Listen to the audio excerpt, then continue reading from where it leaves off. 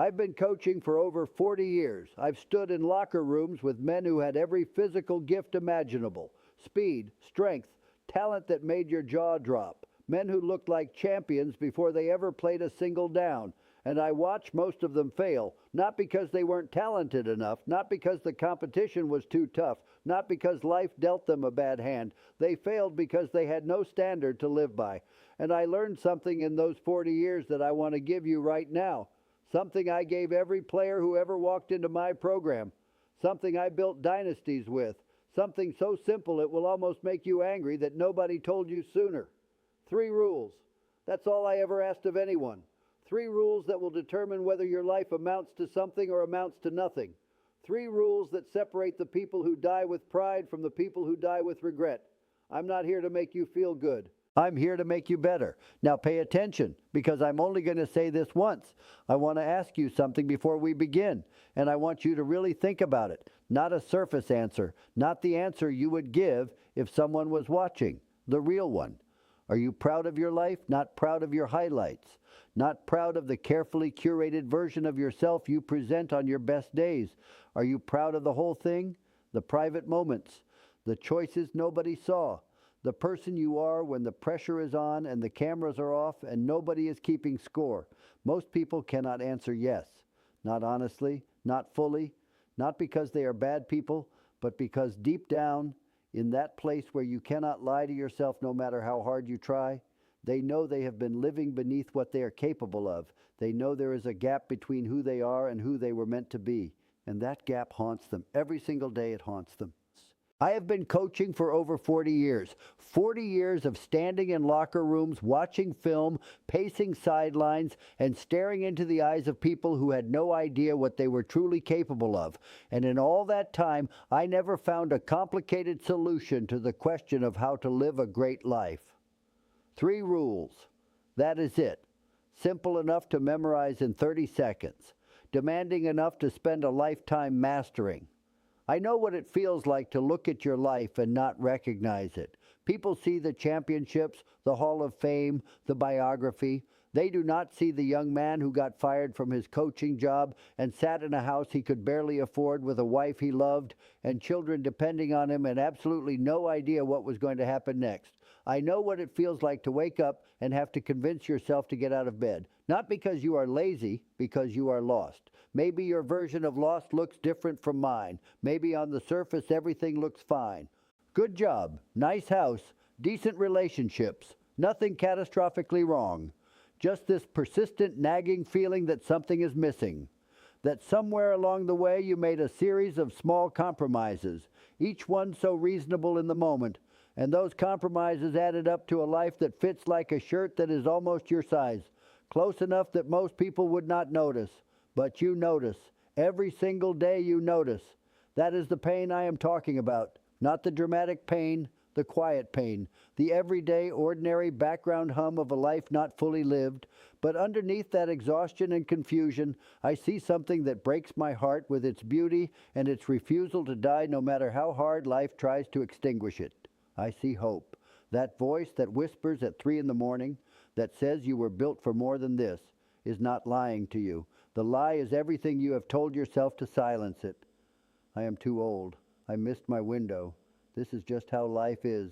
Those are the lies.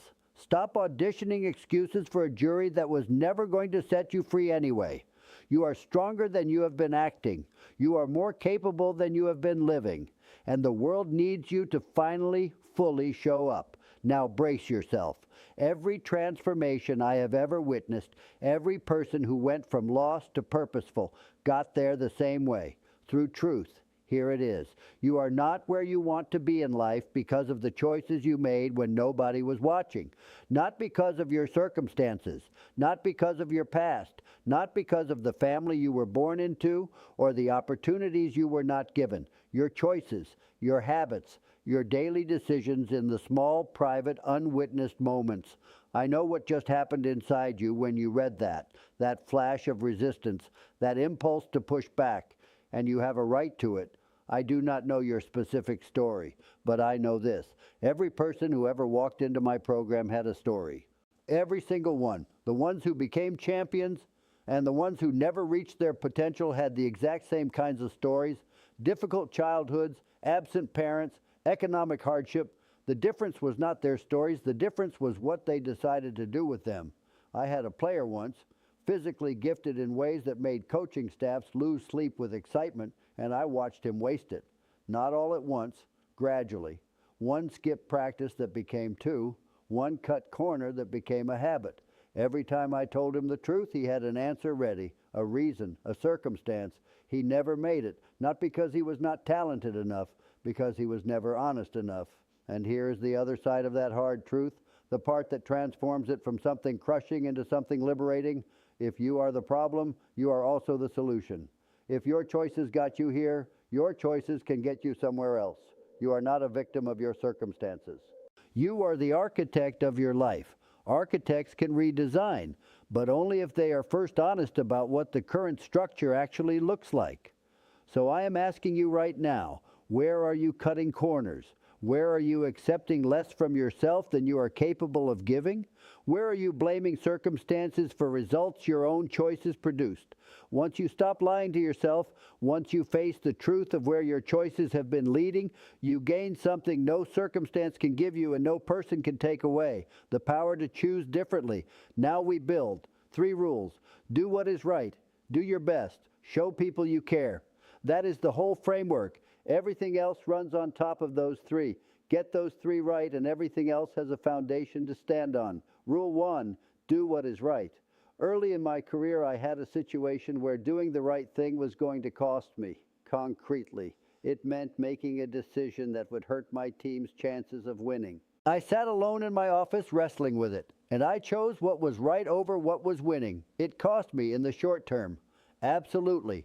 But something happened afterward that I have never forgotten. I looked at myself in the mirror, and I recognized the man looking back at me. I knew him, I respected him, I trusted him. Integrity is not a strategy you deploy when convenient and abandon when costly. It is a way of being. When that foundation is solid, when you know you consistently choose right over easy, truth over convenience, you develop a self-trust that is unlike anything else in the world. You become unshakable. In every situation, in every decision, there is a version of what is right and a version of what is easy. And you always know the difference. The question is whether you have the character to do it when doing it costs you something. Character is a construction project, built brick by brick through thousands of small choices.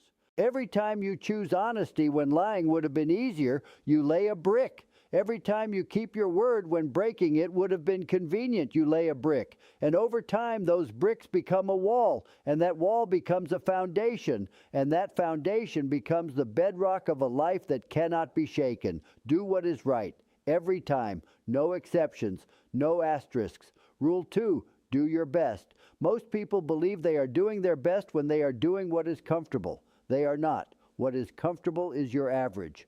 Your best is what you are capable of when you refuse to let discomfort be the ceiling, when your body is saying stop and your mind is constructing perfectly reasonable arguments for why what you have given is enough, and you choose to go further anyway. I watched young men come into my program absolutely convinced they knew their limits, and I watched those limits shatter, not because I gave them something they did not have. I simply refused to honor the ceiling they had constructed for themselves. Every single time when pushed past what they thought was their maximum, they found more. Because the ceiling was never real. The limits you believe you have are almost never physical. They are the stories you have been telling yourself about what you can and cannot endure, and those stories are lying to you. The habit of bringing your best, the daily consistent practice of refusing to give less than everything, does something over time that nothing else can replicate. It reveals you to yourself. It shows you who you actually are underneath all the limitations you have accepted. Do your best. Every task, every relationship, every responsibility, all of it. Rule 3, show people you care. In my early years, I was focused almost entirely on performance, systems, strategy, execution. I was technically good at it, but my results were inconsistent. It was not talent, it was not the system, it was connection. The teams that performed at the highest level were not the ones with the most talent. They were the ones who believed, genuinely, deeply believed, that I cared about them as human beings, not as assets, as people. People do not give their best for people they do not believe care about them. I started learning not just my players' stats, but their stories, their families, their fears, their dreams, the things that kept them up at night, and the transformation in performance was immediate and dramatic. Not because I had changed the system, because I had changed the relationship. Now bring this out of football and into your life. Think about the relationships that matter most to you right now. Your spouse, your children, your closest friends, do they know you care? Not in the abstract, do they feel it? Do they experience it through how you show up? Caring is not a feeling you have privately. It is a practice you perform publicly, through presence, through attention. Through looking up from your phone when someone you love walks into the room. Through asking how someone is doing and actually waiting for the real answer. I have buried people I loved. I have stood at gravesides and felt the weight of words unsaid and care that was felt but never fully expressed. There is no professional achievement in the world that can touch the regret of a relationship where care existed but was never shown. Show people you care, not tomorrow, now. Now we are at the most dangerous moment in the entire process. You feel the fire, and then you walk out the door and nothing changes. I have watched it happen thousands of times. Genuinely talented, genuinely moved human beings who felt everything in the moment and changed nothing in the aftermath. Motivation is not a substitute for discipline. Motivation is a feeling. Feelings are temporary, every single one. The highest high you have ever felt eventually subsided. You cannot sustain feelings indefinitely, and you absolutely cannot rely on them as the engine of lasting change. Discipline is a decision you make once, at the level of identity rather than intention, and then honor every single day regardless of how you feel. Discipline says, I am doing this whether I feel like it or not. The standard does not change based on my mood. There will be days when doing what is right feels impossibly expensive, when your best feels completely out of reach, when people do not respond to your care the way you hoped. On those days, the feeling of inspiration will be nowhere to be found. Those are the most important days of your life. The days that define you are not the easy ones. They are the days where you do it anyway. Now your challenge. And I am going to be specific, because vague challenges produce vague results. 3 actions, 24 hours. First, identify one area of your life where you have not been doing what is right. One significant area where you are choosing easy over right, where you have been carrying a compromise that is quietly poisoning something important. You know what it is. It came to you before I finished describing it. Fix it today. Make the call. Have the conversation. Do the thing you have been avoiding, because doing it right requires more courage than doing it easy. Second, identify one area where you have been giving less than your best. One relationship getting the leftover version of you instead of the full version. One responsibility receiving your adequacy instead of your excellence. Tomorrow morning, not after you have had time to talk yourself out of it, attack it with everything you have. Leave nothing in reserve. And then do it again the next day and the next, until the habit of full effort replaces the habit of adequate effort so completely that coasting starts to feel like a betrayal of who you have decided to be. Third, reach out to one person today who needs to know you care. Not a text message, not a social media comment, a real human moment, a phone call, a face-to-face conversation, and say the unsaid thing. You know what it is. Every one of us has something unsaid with someone we love, words that have never been spoken because the right moment never quite arrived, or the vulnerability required felt like too much of a risk. Say it today. I have been at enough bedsides at the end of enough lives to make you this promise with absolute certainty. The moment you most regret not doing something is not while you are still alive and the other person is still alive and the opportunity still exists. The moment you most regret it is when the opportunity is gone. Do not let the opportunity be gone. I have called many things in my career: demanding, intense, uncompromising. I accept every one of those labels because every one of them is true. But the thing I have always wanted most to be called is trustworthy. And I want the people in my life to know that when I tell you I believe in you, I am not performing encouragement. I mean it in the full weight of everything those words carry. I believe in your capacity to do what is right, even when it costs you. I believe in your capacity to bring your absolute best, even when you are running on empty. I believe in your capacity to love people well in a world that has grown increasingly comfortable with loving people adequately. The gap between who you are right now and who you are capable of being is not a measure of your inadequacy. It is a measure of your potential. And potential is not a burden. It is an invitation. Read these 3 rules every morning before the noise gets in, before the day makes its demands. Ask yourself honestly, how am I going to live these today?